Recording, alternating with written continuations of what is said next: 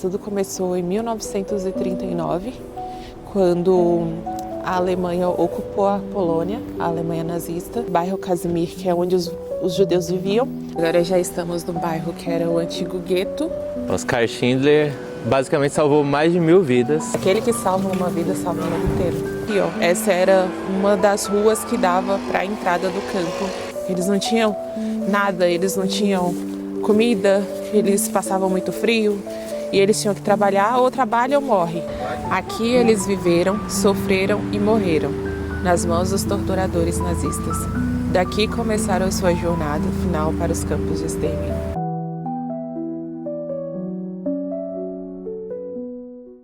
E bom dia! Hoje dia, vamos explorar Cracóvia de um jeito diferente.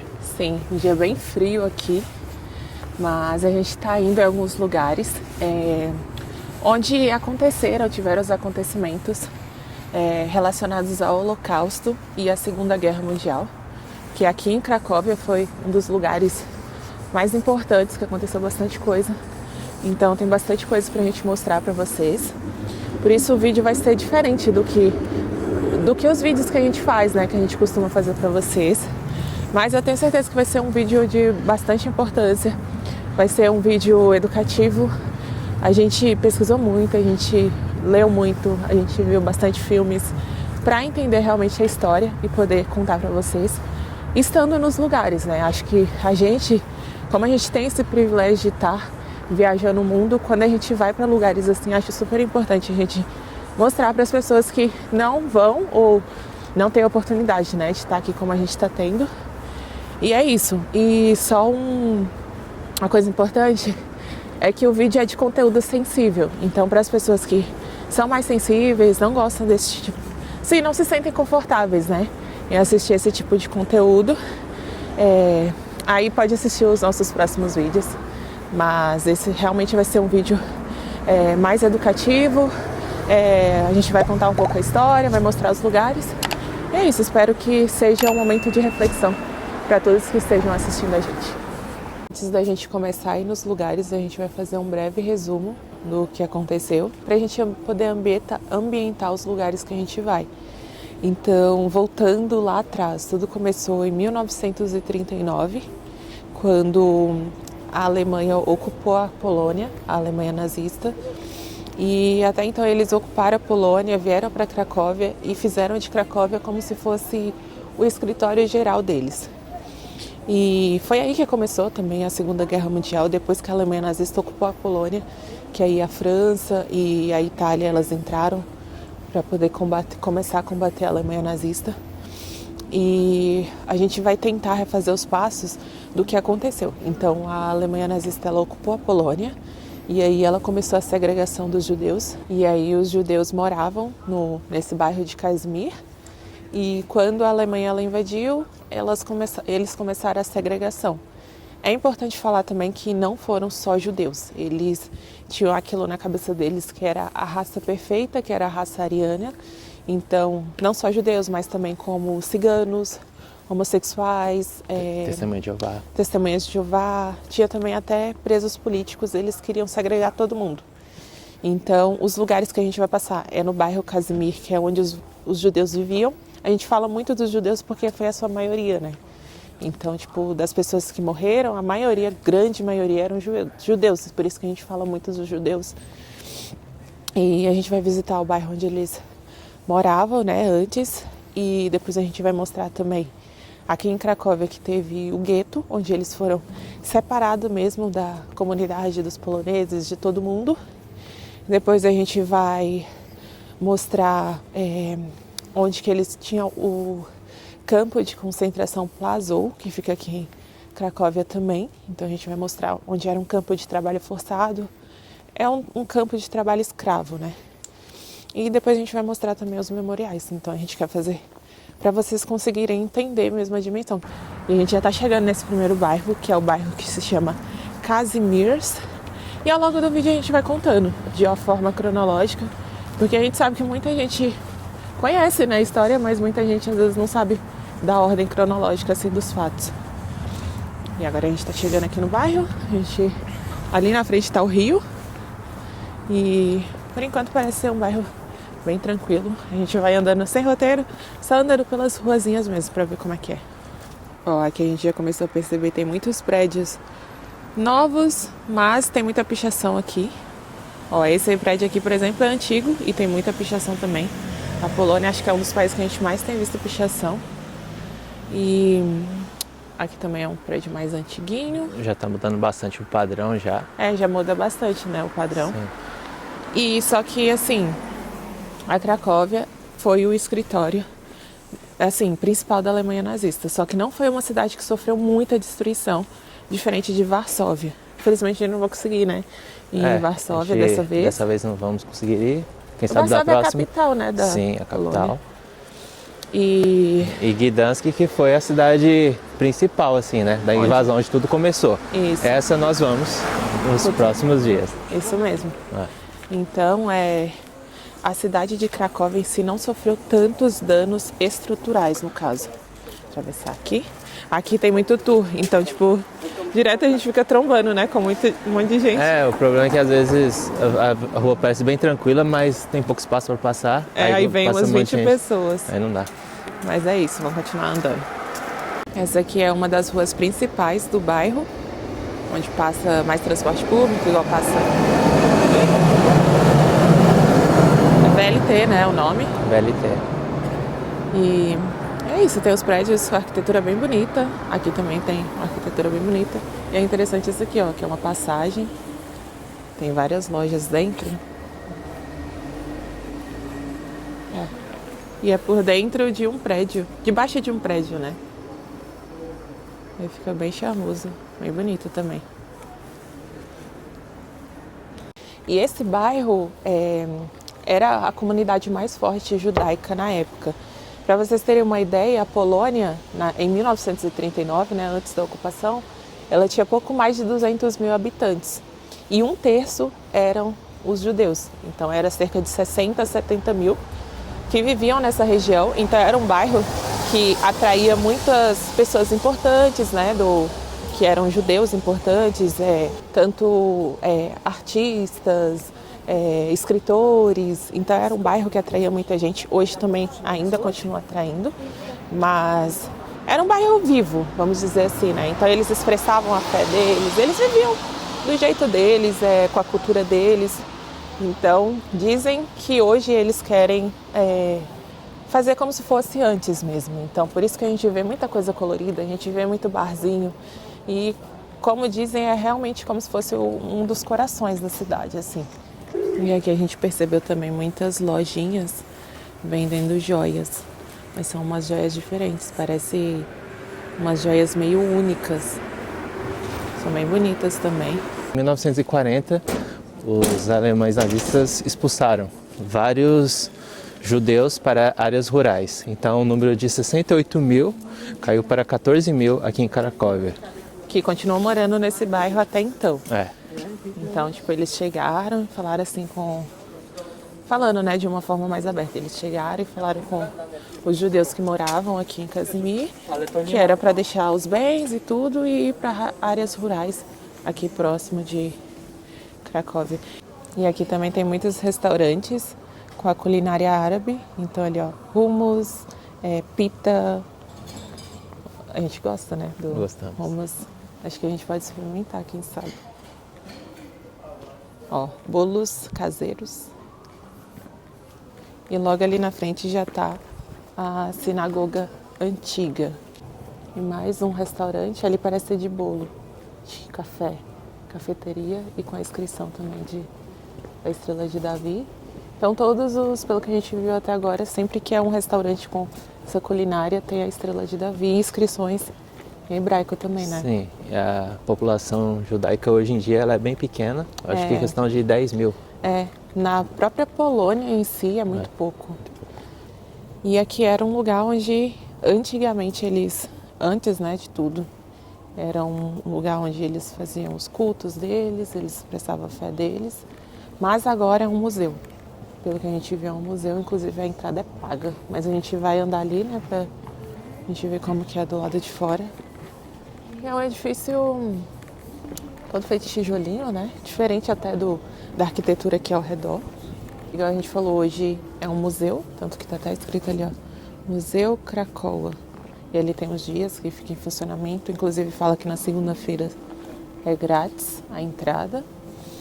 Ali tem escrito, né, que dentro vai ter uma exibição, que as pessoas vão poder entender um pouco sobre a cultura e a religião judaica. A gente vai ver só do lado de fora mesmo, mas aqui tá a fachada. É diferente que a fachada ela se destaca, né, do restante do edifício. Ela tem essa... Aqui tem alguns souvenirs também, ó, sobre... Ó, tem a estrela de Davi, tem escrito também em hebraico e também da própria Cracóvia. Legal. Ali tem mais restaurantes. É um bairro tranquilo. Achei um bairro tranquilo, assim, andando por aqui. A pessoa vem no restaurante mesmo e do fator histórico aqui. O pessoal tá fazendo um tour ali com o carrinho. A gente vê o pessoal oferecendo tour com carrinho, mais isso mesmo. E agora a gente tá indo. Agora a gente tá indo pro outro lado do rio, que foi onde eles estabeleceram o gueto, que foi quando eles chegaram e falaram com os judeus que moravam nessa região que eles já não podiam mais ficar aqui. Então eles tiveram que largar suas casas, tudo, às pressas, e ir pro outro lado. Então a gente está indo para lá agora também. E agora a gente está atravessando o rio Vístula, que é esse aqui. Ele é bem largo. E esse rio, ele divide o lado de cá, é o lado que o bairro que a gente estava, o Kazimierz, que era onde os judeus viviam, pro outro lado que é o Podgorze. E vou colocar na tela o nome direito, porque é muito difícil falar o nome. Mas ali eles fizeram o gueto, que nada mais é do que eles falaram, não, vamos separar de vez os judeus. Então eles falaram para as pessoas deixarem as casas dela, tudo que ela tinha ali, e foram obrigadas a ir para o lado de lá. Então elas atravessaram uma ponte, só que a gente pesquisou, essa ponte não existe mais hoje. Embora aqui tenha muitas pontes, ó, a gente tá nessa aqui, mas ali tem outra, acho que tem muita ponte aqui. Mas agora a gente vai andar um pouco lá sobre onde que era o antigo gueto. Então, só relembrando a cronologia. Em 1939, a Alemanha nazista chegou e já implantaram várias leis antissemitas contra os judeus, contra as minorias. Em 1940, eles expulsaram muitos judeus para as zonas, para as áreas rurais aqui mesmo. E em 1941 foi onde eles falaram de vez para os judeus saírem do bairro de Casimir, para onde eles estabeleceram o gueto de Cracóvia, que é nesse bairro aqui. E dos 14 mil, tiveram que viver em casas que só comportavam 3 mil pessoas. Então, é uma localização muito aglomerada. Era condições, podemos dizer, condições super precárias, né? Tipo, sim, muitas pessoas um amontoado em cima do outro mesmo. E aí a gente também vai mostrar pra vocês que tem um muro. Eles fizeram um muro para separar esse bairro aqui do restante da cidade. O muro foi destruído, grande parte, mas ainda tem alguns resquícios, né? Então a gente vai lá também daqui a pouco para mostrar pra vocês. Agora já estamos no bairro que era o antigo gueto. Mais uma vez, né? A gente vê bastante construção antiga, mais construções novas também. Reformas ali atrás. Ali atrás tem reforma. Mas uma coisa que chamou nossa atenção, né? Oculista, escrito igual, praticamente igual em português. Acho que tem muitas palavras parecidas. Oculista. Diferente. Se a gente achar mais palavras assim, porque todas as palavras são difíceis, né, pra falar aqui. Mas se a gente achar mais algumas, a gente vai mostrar. Dizem que tem várias outras, bem parecidas também. Muito legal. Aqui, ó. Olha, isso aqui deve ser de antigamente. As fotinhas de antigamente. É igual Optian. Optian, Optical. Ótica.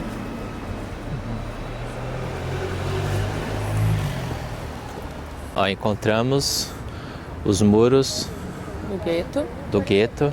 Então aqui, igual a gente estava falando, é como se a gente estivesse olhando de fora para dentro. Então esses muros, eles delimitavam, né, o gueto. E ele tem uma placa, só deixando claro também que, tipo, não tem todo o muro, né? Então aqui são fragmentos, a gente viu que tem aqui e tem em outras ruas também. A gente vai tentar achar para ver, passar lá perto. E dizem que essas formas arredondadas no topo é para simbolizar uma lápide. Então é todo o significado, né, de morte. Então é bem pesado, mas o mais pesado é essa frase que eles colocaram aqui. Então tá escrito em hebraico e em polonês, e eu vou ler para vocês agora. Aqui eles viveram, sofreram e morreram nas mãos dos torturadores nazistas. Daqui começaram sua jornada final para os campos de extermínio. Ó, encontramos outro muro, que também é da época, só que esse aqui aparentemente já foi reformado. Sim. E só mostrar aqui no Maps para vocês, né? Que acho que a gente mostrou já, mas mostrando de novo onde que era, né? Então a gente tá aqui agora. O outro muro que a gente viu tava mais ou menos aqui. Então fazia meio que um triângulo aqui, ó, assim. Quase um triângulo, assim. Próximo do rio. Isso, esse era o gueto. E aqui era o outro bairro, Kazimierz. E aqui fica dentro de um parque. Um parque, por enquanto, bem tranquilo, né? Bem tranquilo. Ali parece que tem um morro. Aí a gente vai andar um pouco pra lá pra gente ver o que tem. Mas parece um lugar, agora, né? Um lugar bem tranquilo. Agora a gente chegou no lugar onde foi filmado o gueto na lista de Schindler. É um filme famoso, de 1993, né? Isso. Então é um filme que muitas pessoas já assistiram, ganhou vários Oscars. Sim. A gente vai conseguir mostrar pra vocês que no filme foi retratado aqui. Então aqui dá pra gente ver mais ou menos como que era o gueto, porque lá a gente não conseguiu ver, né? Então aqui vocês vão ter uma noção de como que era. Quem não assistiu o filme, a gente recomenda muito assistir, porque é um filme que dá bastante clareza assim, sobre os acontecimentos. É um filme pesado, mas muito necessário. E se alguém tiver querer indicar algum filme, coloca aqui nos comentários. Também. Então aqui esse condomínio, que hoje é um condomínio que a gente viu que estava escrito até apartamento ali, né? Isso. Então várias aqui pessoas moram. Tipo um cortiço, pequenas casas aglomeradas, Isso. mais organizadas. São 2 andares, então o gueto é uma representação disso, né? E quem assistiu o filme vai lembrar que vários judeus eles tentavam se esconder dentro das casas quando os nazistas chegaram para levar eles pro campo, né, de trabalho forçado, mas assim ainda foi em vão, né? Lembrando que essa estrutura não foi nada específico, somente representando o gueto no filme. Isso. Aqui está dentro do bairro judeu Kazimierz, mas não naquela época lá, não foi aqui o gueto, só deixando claro que realmente foi só no filme, né? E aqui é a parte, talvez uma das partes mais famosas no filme, que foi essa escada. Eu acho uma cena impactante, onde a mulher estava escondida junto com a filha dela. E aí ela levou a filha dela lá para ficar escondida, eles não deixaram ela ficar, aí ela desceu aqui, os nazistas estavam tipo ali, e aí tinha um menininho que estava como se fosse um vigia, e aí ele falou para ela se esconder aqui, debaixo dessa escada, e ela se escondeu, e depois a filha dela veio, e ela sobreviveu, ela ficou até o final. E só pode subir quem é morador mesmo. Aqui só pode subir quem é morador, não dá pra gente entrar. E aqui tem uma exposição contando tudo. Desse lado de cá também dá pra ver que são apartamentos ou... eu acho que são apartamentos mesmo. Só que eles decoraram de um jeito muito bonito. Com quadros, com utensílios. Acho que ficou um lugar aconchegante hoje aqui, né? Pra hoje ter um momento reconfortante. Isso, reconfortante para as pessoas entrarem e não ter aquele ar de tristeza. Aí tem essa parte de cima. Mas realmente acho que lembra muito um cortiço. E agora a gente chegou na fábrica do Oskar Schindler. A gente vai explicar um pouco para quem não assistiu o filme, né? A gente assistiu, mas a gente menciona o filme, mas é a vida real mesmo. Oskar Schindler basicamente salvou mais de 1000 vidas. Isso. De ir pro Holocausto. Isso. E vamos atravessar aqui, que hoje a fábrica é um museu. E a gente até queria entrar, mas depois a gente viu que é um museu que está focado mais na história da Segunda Guerra Mundial e não na fábrica em si. Por isso a gente vai deixar passar dessa vez, mas vou chegar mais perto para vocês verem. Aqui tem aqui. Olha lá na frente, já tem um monte de gente esperando para entrar. Ó, aqui tem a placa que mostra que realmente aqui foi a fábrica do Oskar Schindler. E ele nasceu em 1908 e faleceu em 1974 e foi enterrado lá em Israel, Jerusalém. E ali tem a frase, uma das frases, acho que para mim é uma das mais impactantes mesmo, que está escrito: aquele que salva uma vida salva o mundo inteiro. E ele está escrito, eu acredito, em polska, né, que é a língua polonesa, em inglês e acredito que é hebraico, ou a gente viu que tem uma outra idioma que é o Yiddish, né? Yiddish. Que era uma mistura do derivação. hebraico, é uma derivação do hebraico que as pessoas falavam muito aqui na Europa. Mas é muito bonita essa frase, né? Aquele que salva uma vida salva o mundo inteiro. E a gente vai contar um pouco o contexto, porque aqui já tá cheio de gente. Aqui é a foto das pessoas salvas. Tem o nome também deles. E aqui, ó, esse era um dos mais importantes, né? Que é o Stern, que era o ajudante, né? Era o contador dele. Contador. Né? E no filme ele era um dos que mais se destacava lá.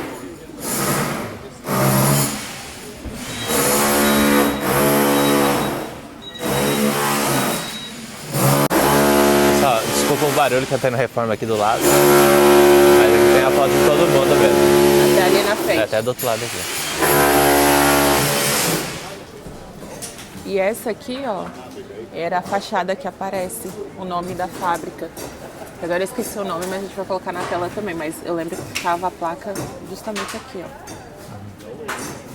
Agora contando quem foi Oskar Schindler, para quem não assistiu o filme. Ele foi, assim, no começo ele era até meio ruim, porque ele fazia parte do partido nazista, e aí ele se aproveitou da guerra, quando a guerra começou em 1939, quando os judeus eles tiveram que deixar os bens deles, ele comprou essa fábrica de um judeu. E aí ele tinha que contratar funcionários, só que tinha a mão de obra polonesa e a mão de obra dos judeus, que a mão de obra dos judeus era mais barata porque era mão de obra de trabalho forçado, né? Mão de obra escrava. Então, no começo ele quis se aproveitar mesmo. Ele viu ali uma oportunidade, como ele ia pagar mais barato para ter os funcionários e ter a fábrica dele, né? Construir a fábrica dele, então ele contratou os judeus. Só que, com o tempo, ele foi se apegando às pessoas. Aquele que a gente mostrou, que é o Stern, ele se apegou a ele se apegou aos outros funcionários. Então, ele começou a ver as atrocidades, mesmo ele fazendo parte do partido, ele começou a ver e achar tudo muito pesado. E aí ele começou a procurar formas de ajudar. Então, tinha momentos no filme que mostrava, às vezes, as pessoas que às vezes não... Para o partido nazista não tinha serventia, ele falava, não, ele vai ajudar de alguma forma. Então, ele até burlava assim, o sistema para conseguir salvar mais pessoas. Teve um momento que a fábrica dele, que antes, no começo, era uma fábrica que fabricava panelas, copos, eles chamavam de fábrica de esmaltados. E aí já não tinha mais serventia para o partido nazista. Aí é importante falar também que ele tinha muita influência no partido nazista, por isso ele conseguia essa burlagem aí que eu falei, ele conseguia meio que falar lá com as pessoas da alta cúpula. E aí, quando a fábrica dele de esmaltados, ele meio que já não tinha muita serventia e que o partido nazista ele já tinha decidido que eles iam levar todos os judeus para os campos de extermínio, ele pegou e teve uma ideia de criar uma outra fábrica, que seria uma fábrica para produzir balas, né, que são projéteis, né? E aí ele queria levar os funcionários dele, só que aí no filme mostra, né, que foi muito difícil, porque eles não queriam deixar, eles não queriam abrir mão, não, mas a gente quer levar eles para lá e tal. E aí ele teve a ideia de comprar eles, então ele comprou os funcionários e ele gastou muito dinheiro, ele praticamente foi à falência, e ele criou essa fábrica para produzir balas. Só que aí, até nessa fábrica, ele produzia balas ou projéteis falhos, então ele mandava, como que fala? Não é estragar, né? Ele mandava na produção ali meio que burlar o sistema ali para algumas não funcionarem. E aí ele comprou mais de 1.100 pessoas. Então essas pessoas elas foram levadas para a fábrica de bala deles, que não ficava aqui na Polônia, nem em Cracóvia, a gente estava lendo que ficava num lugar que hoje é a República Tcheca. E aí ele levou essas pessoas para lá e foram essas pessoas que sobreviveram. E assim, no filme é muito impactante porque mostra que ele ficou muito mal, porque ele pensava, mas 1.100, diante de tantas pessoas que morreram, pode parecer pouco. Mas foi quando eles falaram aquela frase lá, né? Que aquele que salva uma vida, salva o mundo inteiro. Que, tipo, para ele pode até parecer pouco, mas foram muitas pessoas que sobreviveram graças a ele. E eles são até chamados de os judeus de Schindler. E aí, o que aconteceu com ele, né? Vamos andando. E aí, o que aconteceu com ele depois que os poloneses foram libertados, né? Depois que todo mundo foi libertado, que a Alemanha se rendeu e a guerra terminou. Como ele era membro do partido, ele sabia que ele ia ser perseguido, querendo ou não, ele poderia ser julgado, né? E ele realmente foi preso, só que os judeus que ele tinha salvo, eles tinham escrito uma carta e todo mundo assinado falando dos feitos dele, né? Que ele tinha ajudado eles. E com isso ele foi perdoado. E aí ele viveu até muito tempo e inclusive ele tinha falido, mas os judeus que ele salvou ajudaram ele até mesmo financeiramente. E ele morreu, a gente viu, né, a data ali, ele morreu mais velho. E o único pedido dele é que ele fosse enterrado lá em Jerusalém. Então ele foi enterrado no cemitério católico lá em Jerusalém. E no filme até mostra também, no final do filme mostra essas pessoas que a gente mostrou ali, eles indo lá no túmulo dele, que eles atenderam, né, o único desejo dele. Então é isso, tipo, ele era um homem que no começo ele era ruim, ele só queria se aproveitar, mas ele foi transformado ali no meio da guerra e, querendo ou não, ele salvou muita gente. É muita gente mesmo. Você pensar que 1.100 pessoas, mas 1.100 pessoas naquela época, mas hoje essas 1.100 pessoas têm a geração delas, ou seja, acho que foi feito assim, bem impressionante mesmo. Ó, chegamos nessa rua que se chama Rua Jerusalém, que ela está de frente para o centro de concentração. O centro de concentração Plaszow, que era o localizado aqui em Cracóvia. Então, em 1943, os judeus e as pessoas que estavam no gueto, que a gente mostrou, elas foram transferidas. Na verdade, houve uma seleção.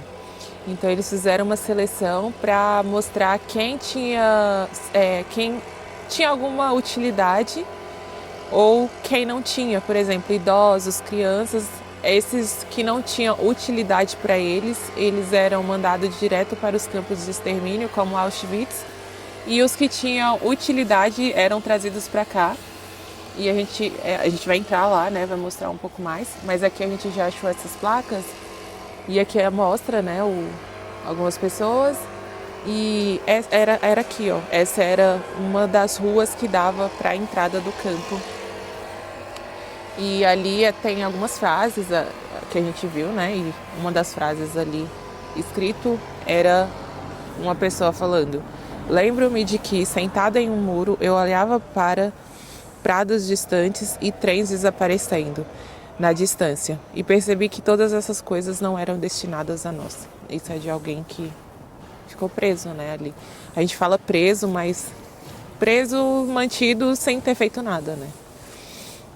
E aqui também tem mostrando como era lá dentro. Hoje não tem quase nada, porque quando os nazistas eles perceberam que eles iam perder a guerra, eles começaram a destruir todos os centros de concentração, centros de extermínios, para não restar provas contra eles.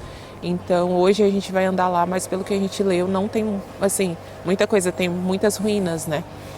E aí eu acho que pra mim assim, eu acho que é o ambiente assim que acho que mais triste, assim, mais pesada andando assim, porque realmente pelo que a gente viu no filme, lembrando, igual o Isaac falou, a gente viu o filme, mas o filme é baseado em fatos reais, tá, gente?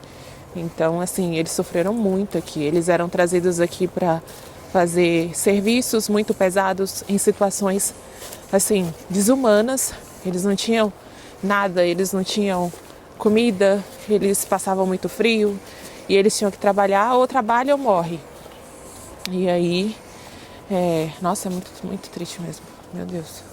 E aqui tem o caminho, a gente vai seguir para encontrar só as ruínas, né? Que é o Isso. que resta. Isso. Tem muitos, pelo que a gente viu, tem muitos memoriais, né, no campo. Então eles construíram vários memoriais. São essas pedras, assim, algumas têm escrito algumas coisas, mas nem todas. E dá pra ver, né, que é um espaço bem grande, ó. Bem grande, você olha até o horizonte assim, como se fosse um campo mesmo, aberto. Ali tem as ruínas também, já dá pra ver. Isso. E aqui, ó, tem uma... Vamos ver o que é isso.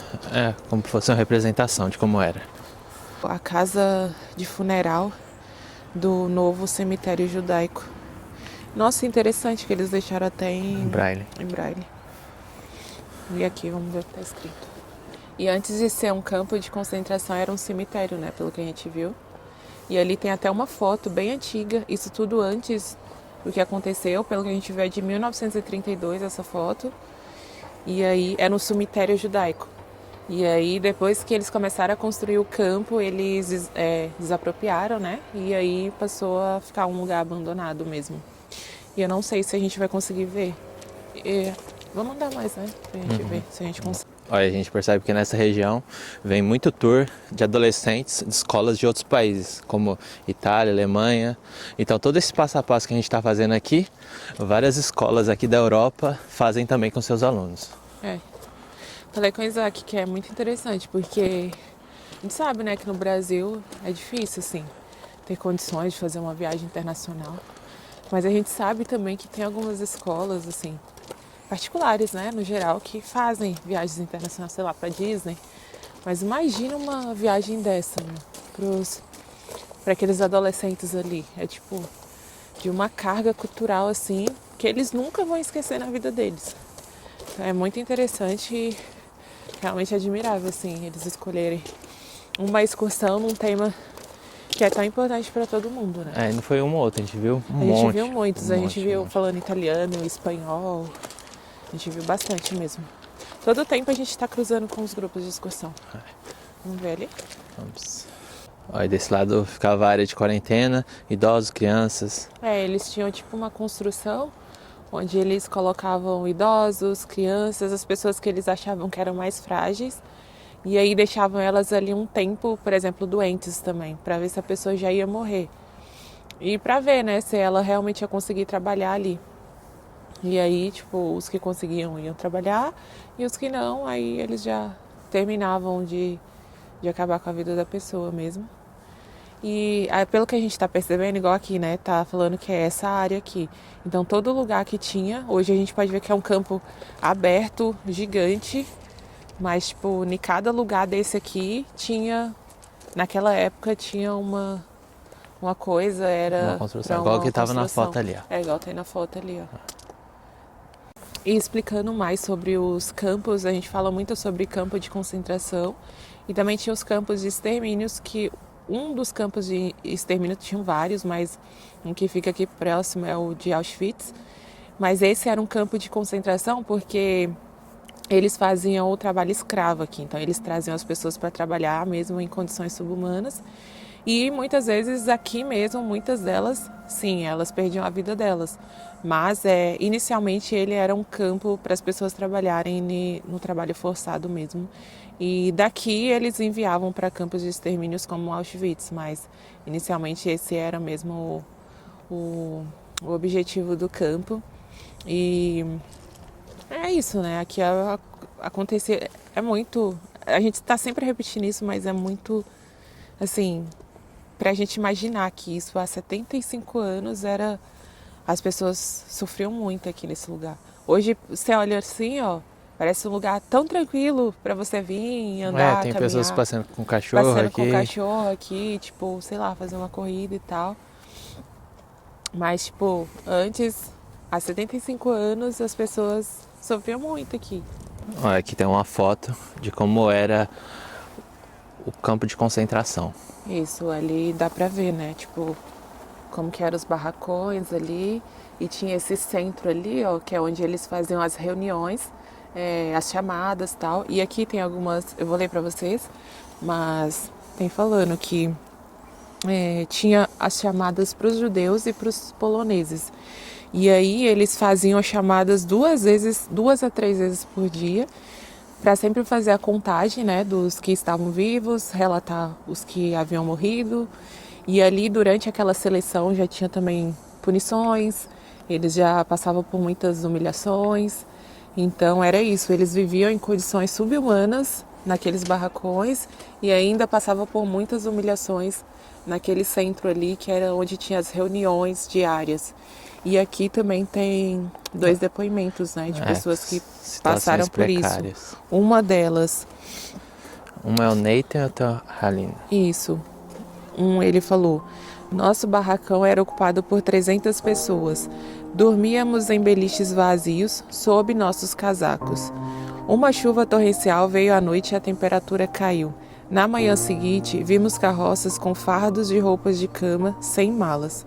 O comandante do campo, Gott, decidiu que malas são desnecessárias na vida do campo. E esse Gott que ele citou, ele no filme A Lista de Schindler mostra, ele era assim, meu Deus, acho que era um dos piores seres humanos assim que já existiu, porque ele tinha prazer em tirar a vida das pessoas. E tenho certeza que as pessoas sofreram muito na mão dele. E ele, inclusive, ele também, né, depois que a Alemanha perdeu a guerra, ele foi morto, mas tipo, ele tentou se esconder e tudo mais. E o outro depoimento, a pior coisa era ser chamada 2 vezes por dia. Ficar no local da chamada por 3 horas, ou seja, eles eram chamados 2 vezes por dia e ainda tinha que ficar ali 3 horas. E aparecer às 4 da manhã e também sofrer maus tratos. Foi então que testemunhei um garoto de 16 anos sendo por cantar no trabalho a canção folclórica russa. Ele foi porque a corda arrebentou 2 vezes e todos nós reunidos no local tivemos que assistir. Então assim, eles passavam por, além de todo o terror que eles passavam físico, né, querendo ou não, condições subhumanas, tinham que trabalhar forçadamente, trabalhar ou você trabalha ou você morre, e ainda eles tinham que assistir as pessoas morrendo, gente. Tipo, ainda imagina o psicológico das pessoas, né? Realmente é algo muito, muito pesado. E aqui está mostrando onde que tinha uma parte separada para prisioneiros poloneses e ciganos. Então, depois da revolta de Varsóvia, que ocorreu lá em Varsóvia, eles foram trazidos para cá e ficavam nesse lugar separado dos judeus. E essa aqui eles chamam de a Casa Cinza, que é aquela ali na frente, que hoje está reformada e virou um museu. Mas mostra aqui de novo a imagem. Então tinha ela que, antes de tudo, ela era o escritório do cemitério judaico, mas depois que eles criaram o campo, ficou como sendo o escritório dos oficiais, né? E aqui, ó, é que hoje não existe mais, mas a gente pode ver que era onde dormiam os oficiais e o escritório do comandante, que era o Amon Gott. E aí E ali eles estão explicando, né, que dentro dessa ali, ó, que é a Casa Cinza, além de ser o escritório dos oficiais, ele também no porão eles prendiam as pessoas que iam ser executadas posteriormente. E também acho que está sendo interessante pra gente, porque todos esses cartazes têm um depoimento de uma pessoa. Interessante e muito forte ao mesmo tempo, né? E aqui tá falando uma pessoa, né, falando que a irmã dele trabalhava no escritório do comandante Amon Gott. E um dia ele chegou, ela trabalhava como... como escreve aquele... datilografia, né? Uhum. E aí um dia ele entrou no escritório e viu pão e salsicha dentro da gaveta e ele ficou muito enfurecido, porque para eles não podiam comer, né? E aí ele selecionou 6 pessoas para tirarem a vida, porque só por causa desse episódio. É muito triste. E ali, pelo que a gente viu agora, é um museu. Então eles reformaram, a estrutura é da casa, mas eles reformaram e hoje é um museu. E aqui era pedreira. Um dos trabalhos que tinham no campo era nessa pedreira, e ali está escrito que era um dos trabalhos mais difíceis. E as pedras, né, que eles tiravam ali, eles usavam tanto na infraestrutura do campo quanto para a ferrovia também. Então, dizem que aí eles tiravam essas pedras e tinham que levar em carroças, e era um dos trabalhos mais pesados que tinha no campo. E é isso, era nesse lugar aqui. Hoje não tem praticamente nada. E ao redor aqui a gente vê que tem muitas casas, né? Muitas casas. Agora só vamos ali, ó. Parece que é uma homenagem. O campo é muito grande. A gente andou, deu um círculo assim, onde a gente viu que tinha mais coisas, mas eu acho que se a pessoa for andar em tudo aqui, dá pra andar por um bom tempo. Ali a gente vê que as pessoas trazem flores até hoje, né? E conforme a guerra se intensificava, continuava, lá no gueto que a gente mostrou anteriormente, praticamente foi exterminado, os remanescentes foram tragos para cá. No caso, as pessoas que eles consideravam aptas né? Para o trabalho. Mas aqui também muitos morreram aqui e os remanescentes daqui foram levados para Auschwitz. Isso. E Auschwitz vai ser o nosso próximo vídeo. Aqui a gente conseguiu mostrar de forma cronológica o que aconteceu aqui em Cracóvia. E lá vai ser, acho que merece um vídeo sozinho, assim, para mostrar que lá também foi intenso. E acho que, a gente, no próximo vídeo, a gente vai mostrar lá. Ó, gente, e vocês desculpem a gente, que a gente tá de capuz, tá de luva, mas tá muito frio, a sensação tá -7. E até trava para falar o frio. Olha a minha mão, como é que tá, tipo, vermelha, assim, ó. Eu não tô nem conseguindo mais mexer, assim, minha mão direito. Mas conectando com os fatos, a gente fica reflexivo sobre isso também. A gente tá com a nossa roupa aqui, não tá aguentando o frio de -7. Isso, assim, que ainda nem chegou o inverno, nem tá no auge lá do inverno. Imagina as pessoas aqui que não tinham blusa de frio, a gente tá com uma blusa de frio quentinha. Então, fora todo o sofrimento que elas já tinham, ainda tinha isso que muitas morriam de frio. Era uma roupinha fina listrada. Era um pijama, era como se fosse um pijama. Naquele filme, o menino do pijama listrado mostra, né? Era um pijama. Ficou uma roupa fina, imagina, num frio desse. Eu não tô aguentando, minha mão tá congelando aqui. A gente tá falando, meu Deus do céu. Imagina essas pessoas. Realmente, a gente estando aqui, na nossa situação hoje, a gente consegue imaginar que aquelas pessoas sofreram muito mais. Muito, muito, muito mais. E a gente vai terminar o vídeo por aqui. A gente é o último ponto que a gente está vindo, que é a Praça Heróis do Gueto. E hoje ela é um monumento a céu aberto. Então aqui, como vocês podem ver, ó, tem várias cadeiras. Cadeiras menores, cadeiras maiores. E o que essas cadeiras elas significam? São 70 cadeiras e cada cadeira dessa representa 1000 vidas que foram levadas daqui do gueto, que hoje não é o gueto, né? Mas de onde que era o gueto aqui, para campos de extermínio. Então eles fizeram essas 70 cadeiras como uma forma de homenagem mesmo, né? As vidas que foram perdidas. Não é para sentar, gente, é óbvio, né? Tipo, hoje a gente pode ver até que tem fotos, a gente não tá na dúvida eu acredito que seja fotos, talvez de gente lá de Israel, porque a gente pode ver que são pessoas muito novas. A gente vê que eles colocaram uma luz também aqui embaixo da cadeira, né? E essa praça aqui também foi representada no filme. Era uma praça onde eles faziam a seleção das pessoas que estavam aptas ou não para ser levada no campo que a gente mostrou de Plazou. Então aqui vinham os nazistas, eles sentavam nas cadeiras, os judeus eles tinham que apresentar a carteira de trabalho deles e provar que eles eram úteis. Se eles não eram úteis, então eles já não valiam. Aí tipo, no filme até mostrava o senhorzinho que ele era professor de literatura, mas eles falaram, professor de literatura você não é útil para nada. E aí ele falou que ele não. Aí o amigo dele ajudou e ele falou que ele fazia trabalhos manuais e aí ele conseguiu. Então, tipo, acho que esse lugar representa muito, assim, as pessoas que lutavam ali pra tentar viver, né? Então, tipo, é muito, sei lá, é muito emblemático, assim, estar num lugar desse mesmo e ver os monumentos assim, ver que as pessoas, sei lá, acho que vem aqui realmente para um momento de reflexão. E é por isso que a gente escolheu terminar o vídeo aqui, para um momento de reflexão de vocês também. Mesmo que essa ainda foram uma homenagem para 70 mil, mas a gente sabe que morreram milhões de pessoas. Então, é isso. E é isso, pessoal. Finalizamos nosso vídeo aqui com uma das histórias mais terríveis e mais tristes da humanidade. Restos, assim, da humanidade. Foi um vídeo, assim, muito difícil pra gente fazer, com todo o contexto de estar aqui, de tentar, né, se colocar no lugar, relembrar, pensar.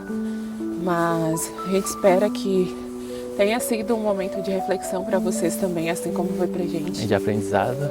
De aprendizado também. Que vocês possam compartilhar esse vídeo com mais pessoas, para as pessoas poderem ver o que aconteceu poucos anos atrás. E é como a gente fala, né? Tipo, a gente tem que estar aqui, a gente tem que estar vendo, tem que estar mostrando para nunca mais isso acontecer. E no próximo vídeo, como a gente falou, vai ser em Auschwitz. E é isso. Até o próximo vídeo. Tchau.